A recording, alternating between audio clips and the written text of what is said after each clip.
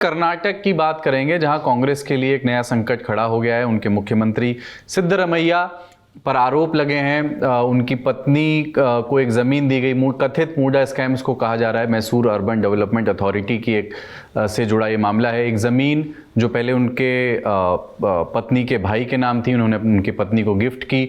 उसके बाद वो ज़मीन मूडा ने अधिग्रहित की और उसके बदले जो ज़मीन दी गई उन्हें, ऐसा बीजेपी का आरोप है कि उस ज़मीन की कीमत, उसकी ड्यू कीमत, जितनी डिजर्विंग कीमत है उससे कहीं ज़्यादा है। तो इस तरह से मुख्यमंत्री के परिवार को सीधा फायदा इसका हुआ। इसके ऐसे आरोप हैं। हाईकोर्ट ने कहा है कि जांच पर रोक नहीं लगाएंगे। तो मुख्यमंत्री अब जांच के दायरे में हैं। इस विषय पर बात करेंगे। ये जो एक राजनीतिक संकट कांग्रेस के लिए कर्नाटक में शुरू हुआ है, हमारे साथ मेहमान के तौर पर प्रशांत नाटू जुड़ रहे हैं। आप सीनियर कॉरेस्पॉन्डेंट हैं एशिया नेट सुवर्णा न्यूज़ में। बहुत स्वागत आपका प्रशांत।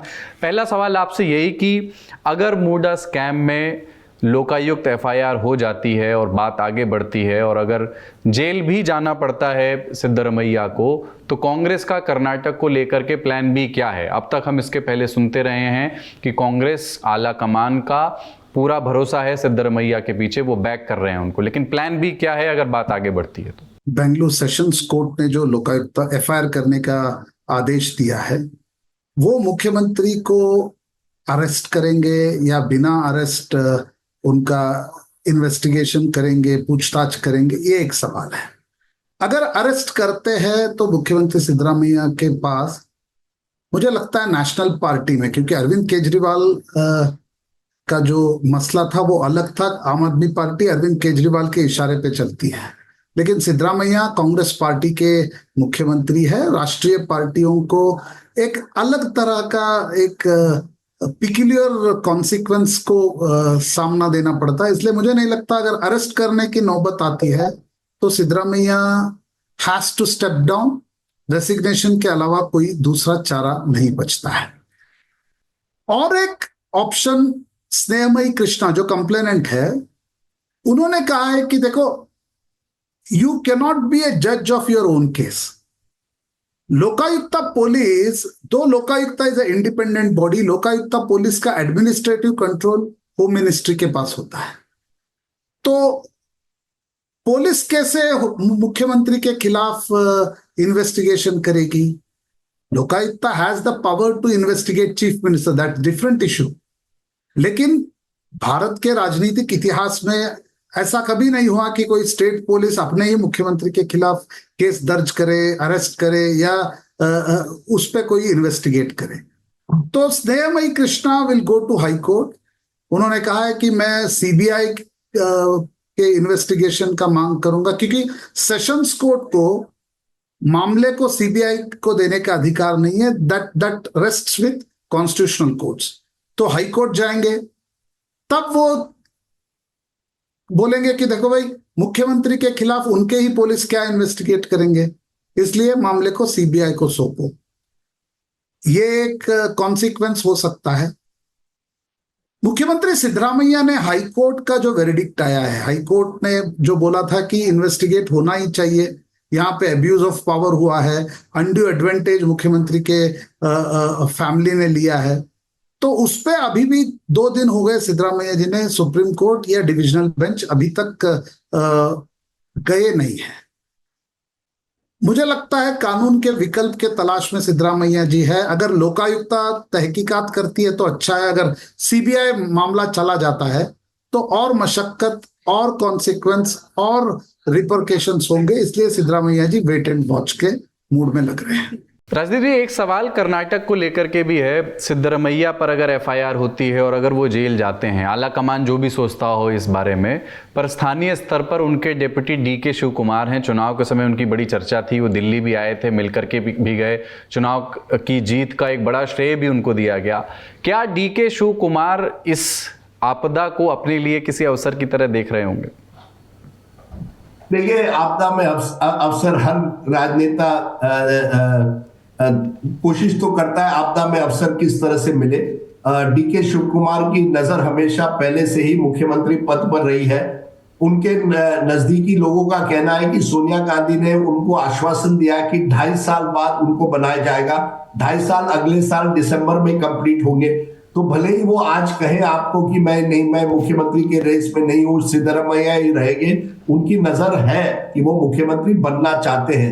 लेकिन मैं एक बात आपको कहूं कि अगर ऐसी स्थिति आ जाए कि एफआईआर छोड़िए, अगर चार्जशीट कल हो जाए, मुझे नहीं लगता केवल एफआईआर पे सिद्धरामैया जी रेजिग्नेशन देंगे, लेकिन अगर माहौल ऐसा बन जाए कि चार्जशीट कल हो जाए और वो उनको एक ऐसी स्थिति में लाया जाए जहां वो मुख्यमंत्री नहीं रह सकते, तो मेरे ख्याल में कुलदीप शिव कुमार नहीं, लेकिन कोई एक तीसरे व्यक्ति ही बनेंगे। कई नाम चल रहे हैं जिसमें एक नाम आगे है, कर्नाटक के गृह मंत्री जो है परमेश्वरा, वो दलित समुदाय से आते हैं। मैं बार बार ये बात कहता हूं कि राहुल गांधी चाहते हैं कि जितने भी दलित, ओबीसी, एसटी चेहरे हैं कांग्रेस में, उनको आगे किया जाए, जिसमें परमेश्वर का नाम है। परमेश्वर वो नेता है जो शायद न किसी एक तरह से कैंप से पूरी तरह से जुड़े नहीं हो, और इसी वजह से शायद उनका नंबर आ सकता है। तो अगर सिद्धरामैया को कुर्सी छोड़नी भी पड़े, मुझे नहीं लगता तुरंत आप डीके शिव कुमार को इस समय बना सकते हैं, क्योंकि वो एक तरह से सिद्धरामैया के लिए लाल एक रेड फ्लैग होगा।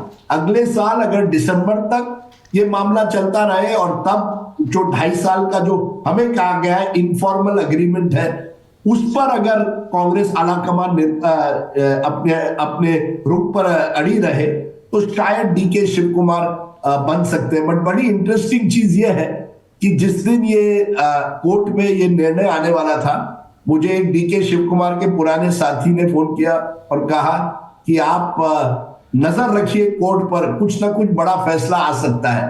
तो डीके शिव कुमार और उनके सहयोगियों का भी एक तरह से नजर उस कोर्ट के वर्डिक्ट पर थी, और उनको भी लगता है इस कोर्ट के वर्डिक्ट के बाद सिद्धरामैया जरूर कमजोर हुए हैं। लेकिन तुरंत डीके शिव कुमार का मुख्यमंत्री बनना मुझे लगता है नहीं होगा, अगर हुआ तो अगले साल दिसंबर में हो। राजदीप जी परमेश्वरा जी का जिक्र कर रहे हैं, लेकिन प्रशांत एक लिस्ट लंबी है जो संभावित स्वयं को कम से कम उम्मीदवार समझते हैं। पीडब्ल्यूडी मंत्री सतीश जारकीहोली, गृह मंत्री जी परमेश्वर का जिक्र राजदीप ने किया, भारी उद्योग मंत्री MB Patil, administrative reforms commission के चेयरमैन रहे आरवी देशपांडे, वेटरन नेता हैं और विधायक शमनुरु शिवशंकरप्पा, चीफ मिनिस्टर के जो इकोनॉमिक एडवाइजर हैं बसवराज राय रेड्डी, उनका भी नाम चल रहा है। ये इतने सारे लोग इस लिस्ट में दावेदार हैं, इनमें से कोई होगा अगर वैसी स्थिति आती है कि मुख्यमंत्री का चेहरा बदला जाए, या इनके इतर भी कोई और हो सकता है, कोई नया चेहरा भी आ सकता है? देखो, डीके शिव कुमार को नजरअंदाज नहीं किया जा सकता। एक बड़े डोमिनेंट कम्युनिटी से आते हैं और कर्नाटक के राजनीति में डीके शिव कुमार की पकड़ है, तो डीके शिव कुमार को नजरअंदाज करके कोई मुख्यमंत्री बनेगा, ये बहुत मुश्किल सवाल है। दूसरा, मुझे लगता है कई नाम आपने गिनाए, सतीश जारकीहोली, बसवराज राय रेड्डी, आरवी देशपांडे ने तो कहा था कि मैं क्यों मुख्यमंत्री नहीं बनूंगा, मैं भी बन सकता हूं। एचके पाटिल जी का नाम है। लेकिन सीरियस कंटेंडर्स मुझे लगता है अगर सिद्धरामैया स्टेप डाउन करते हैं, देखो सतीश जारकीहोली, बहुत सारे एमएलए का बैकिंग है नॉर्थ कर्नाटक में सतीश जारकीहोली को, और he has links with BJP. उनके दोनों भाई बीजेपी के एमएलए हैं, सतीश जारकीहोली के दोनों भाई बीजेपी के एमएलए हैं। तो सतीश जारकीहोली मुख्यमंत्री बनना मुझे मुश्किल लगता है, लेकिन अगर कुछ ऐसा होता है तो डिस्पेंशन में सतीश जारकीहोली की बात को सीरियसली लेना पड़ेगा। लेकिन सीरियस कंटेंडर्स अगर मुझे आप पूछते हैं, number one undoubtedly DK Shiva Kumar, क्योंकि एक डीके शिव कुमार के बारे में ऐसा एक 23 के बाद है कि भाई बहुत मेहनत किया है, जैसे सचिन पायलट के बारे में आपके राजस्थान में था, वैसे ही डीके शिव कुमार के बारे में है। दूसरा नाम जी परमेश्वर, केपीसीसी के अध्यक्ष थे, हाईकमांड के चाहते हैं। मैंने एक बार जी परमेश्वर को पूछा था कि आप टॉवेल क्यों नहीं डालते, म्यूजिकल चेयर में जाके आप क्यों टॉवेल नहीं डालते? उन्होंने कहा कांग्रेस में ये सब टॉवेल नहीं डालना चाहिए। उन्होंने कहा बंगारप्पा बहुत कद्दावर नेता थे 92 में, तो क्लासिक कंप्यूटर्स का केस आया। क्लासिक कंप्यूटर, अगर आप 1 मिनट देते हैं तो मैं किस्सा बता देता हूं। क्लासिक कंप्यूटर्स क्या था, 92 में चीफ सेक्रेटरी थे जे अलेक्जेंडर। उन्होंने एक कंप्यूटर कंपनी एप्पल मैकिंटोश को बंगारप्पा जी के पास लेके गए, वो मुख्यमंत्री थे। मुझे लगता है 100 कंप्यूटर का ऑर्डर दे दिया बिना टेंडर, 5 करोड़ रुपए एडवांस दे दिया सरकार ने। वो बिना टेंडर कैसे ऑर्डर दे दिया, एक बवाल हो गया। मैटर बाद में सीबीआई को चला गया when Bangarappa step down from chief ministership. तब पीवी नरसिंह राव प्रधानमंत्री थे, उन्होंने बंगारप्पा जी को बुलाया दिल्ली, आओ। नरसिंह राव आपको पता है वो कुछ बोलते नहीं थे, उन्होंने बंगारप्पा जी को जब कहा चाय वाय पिया, नमस्ते नमस्ते किया, बंगारप्पा जी खुश हो गए कि मुझे हाईकमान कुछ नहीं कर रही है। तो एयरपोर्ट आ गए, उनके पास कार में जनार्दन पुजारी जी बैठे थे, बहुत कद्दावर नेता थे, आप जानते हैं जनार्दन पुजारी। उन्होंने एक स्लिप बंगारप्पा जी के हाथ में थमाया, go and tender your resignation to the governor, airport में। बंगारप्पा जी, आज हम सिद्धरामैया जी के बारे में जैसे बात कर रहे हैं, Siddaramaiah, Yediyurappa, Bangarappa, they are all hugely popular mass leaders. तो बंगारप्पा जी क्रुद्ध हो गए, क्रोधित हो गए। तब ट्रंक कॉल का जमाना था, उन्होंने ट्रंक कॉल किया कि हाईकमान चाहती है मैं इस्तीफा दे दूं, सभी एमएलए आप एट्रिया होटल में जमा रहो। सब एमएलए एट्रिया होटल में आए। बंगारप्पा जी जब तक बेंगलुरु के एयरपोर्ट में उतरे थे, सभी एमएलए, कोई एट्रिया होटल में नहीं था, क्योंकि सबको पता चल गया था high command has taken a decision to remove Bangarappa. तो बंगारप्पा को कुछ एमएलए ने जाके बोला आप ये सब शक्ति प्रदर्शन मत करो, सीधा जाओ राज्यपाल को अपना इस्तीफा थमा दो। तो मुझे कहने का मतलब यह है, राष्ट्रीय पार्टियों में एक कद्दावर नेता, पॉपुलर लीडरशिप, ये जब तक होता है तब तक हाईकमान का आशीर्वाद आप पे रहता है। मूडा स्कैम आने के बाद everyone is in the ring. Siddaramaiah के जो चहेते मंत्री है, सतीश जारकीहोली, एमबी पाटिल, केएन राजन्ना, इन्होंने सब हाईकमान को जाके कहा कि आप डीके शिव कुमार को मुख्यमंत्री नहीं बना सकते। एक आपको छोटा सा किस्सा मैं बता देता हूं। 2016 में DK Shiva Kumar went to meet madam Sonia Gandhi in 10 Janpath. Madam ने कहा कि परमेश्वर पिछले 4-5 साल से केपीसीसी के अध्यक्ष है, अब आप अध्यक्ष की गद्दी संभालो। डीके शिव कुमार जी ने कहा सही है मैडम, मैं अध्यक्ष बन जाता हूं, कोई दिक्कत नहीं है।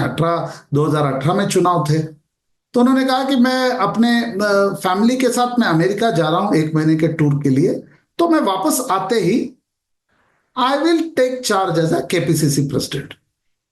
वो अमेरिका जाके वापस आए, 1 महीने में यहां माहौल बदल दिया था। सिद्धरामैया जी ने बहुत सारे नेताओं को बेंगलुरु से दिल्ली भेजा, कहा कि डीके शिव कुमार अध्यक्ष नहीं बनना है।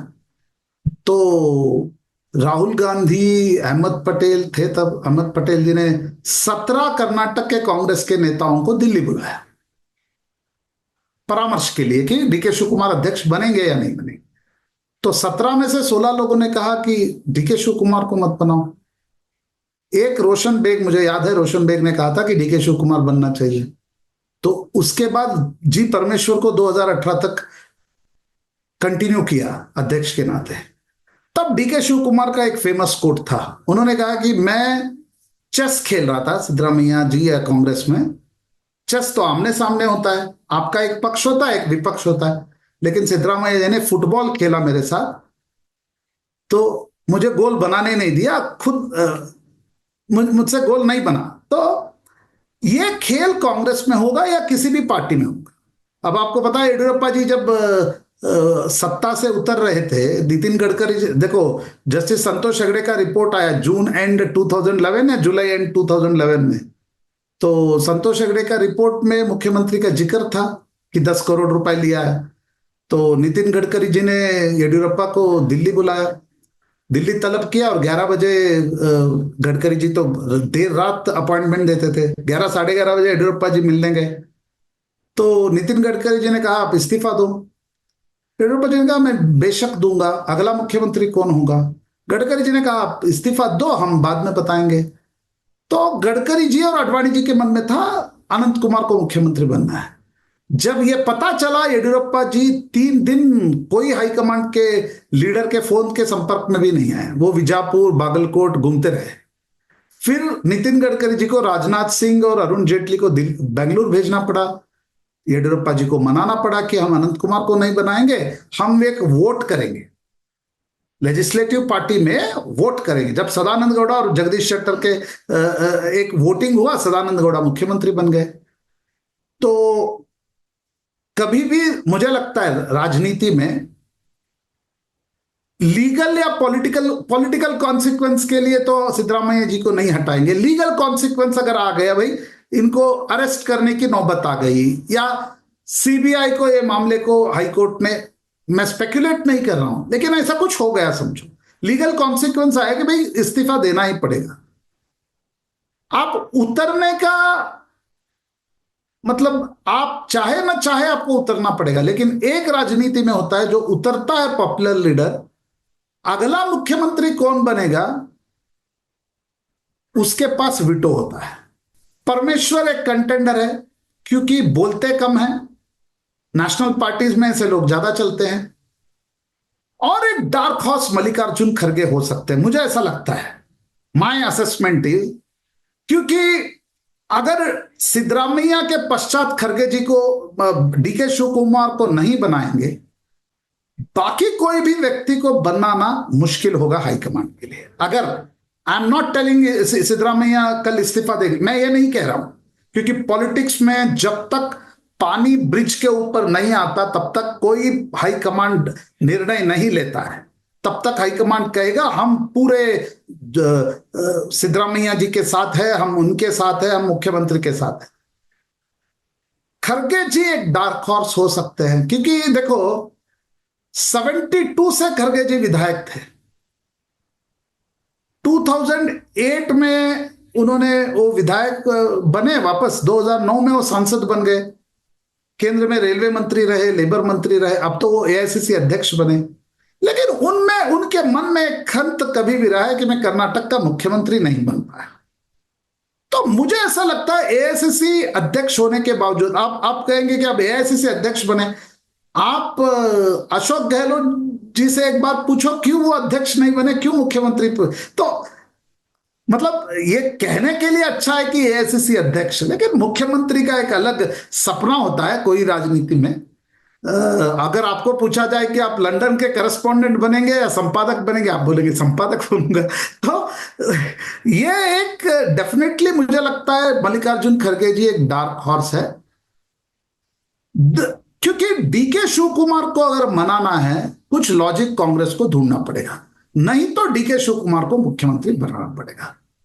और ये आश्चर्य की बात है कि पिछले 2 महीने से डीके शिव कुमार जी कह रहे हैं कि मैं सिद्धरामैया के खिलाफ पत्थर की तरह मैं खड़ा हूं।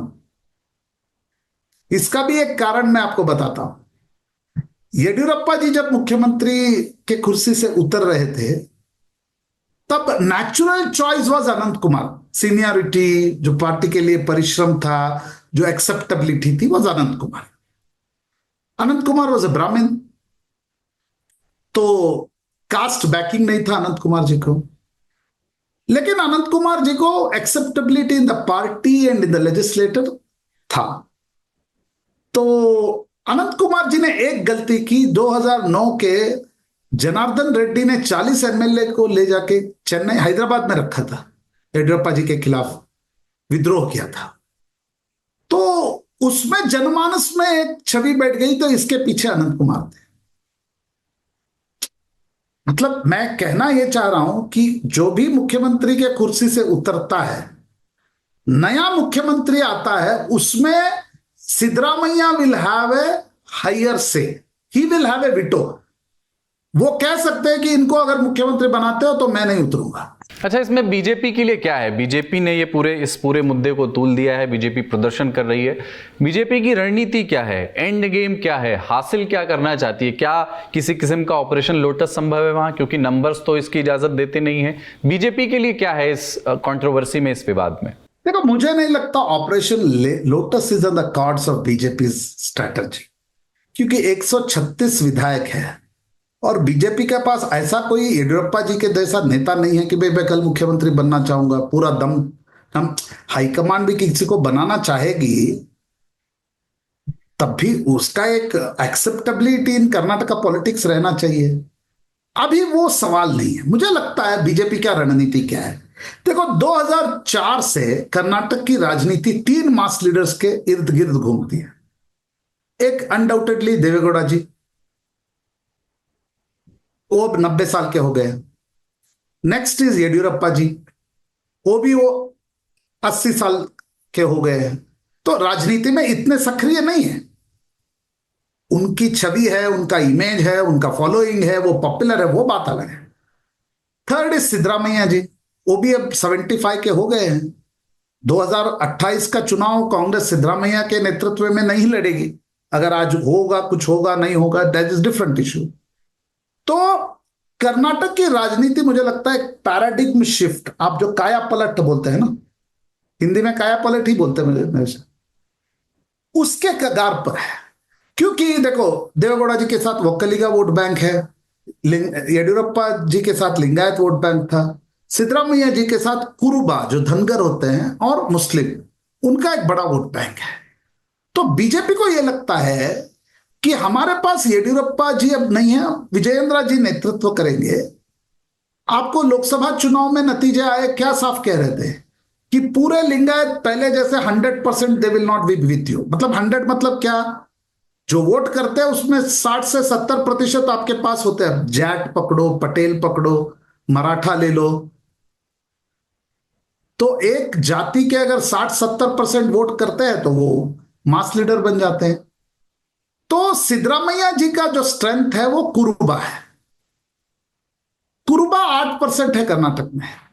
तो लगभग सिद्धरामैया के साथ 80%, whenever the assembly election takes place, 80% of Kuruba will vote for Siddaramaiah.